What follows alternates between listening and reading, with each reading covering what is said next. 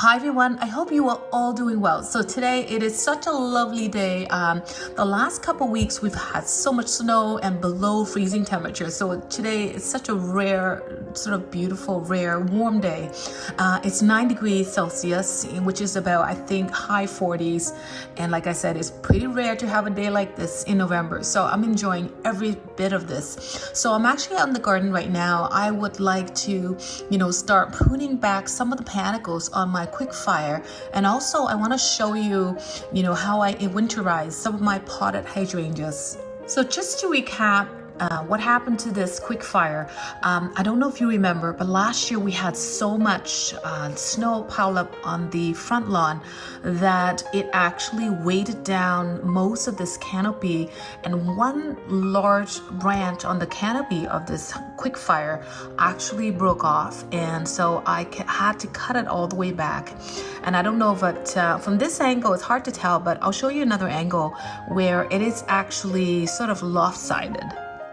For this year, the weather forecast is actually calling for a lot more snow than we normally do.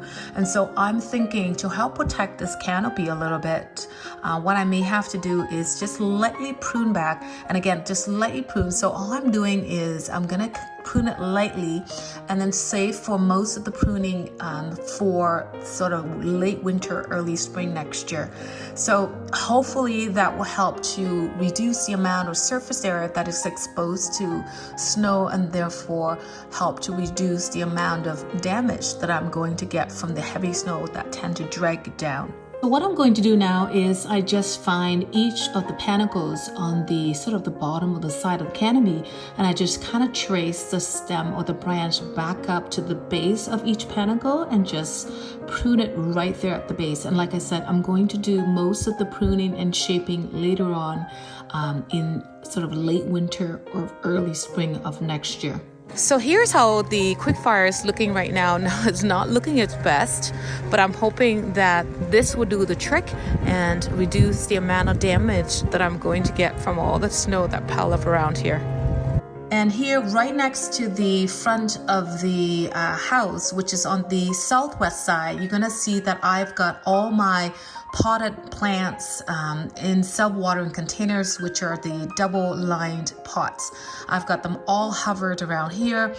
You can kind of see I've got my firelight hydrangeas. I've got 2 standards of the vanilla strawberry. I also have my limelight prime, and I also have a few more of the bulbos and the other plants up on the porch right there as well. So this is pretty much how I like to winterize my potted plants, and I like to keep them all hovered up right up against the wall of the house just for some added radiant heat, and also just to kind of keep all of the pots together, so they do help to sort of insulate the plants there a little bit. And here on the porch, you're gonna find that I have a few more bulbos standards, and this is also where I winterize my potted chives, and also the more tender sort of perennials that we have, which are the 2 mums. Now this mom has been here for the last 3 winters, and they tend to do much better than when I used to have them below ground where I showed you earlier. And on this side, I have another mum, and I've got my Serrata mountain hydrangea, tiny tough stuff in pot here. And I also have the hydrangea that I grew from seed. I'm actually trying to protect the stem right here so that I can actually train it into a standard next spring. So that pretty much concludes today's video. I want to say thank you so much for watching. I hope to see you all next time. Take care, everyone. Bye-bye for now.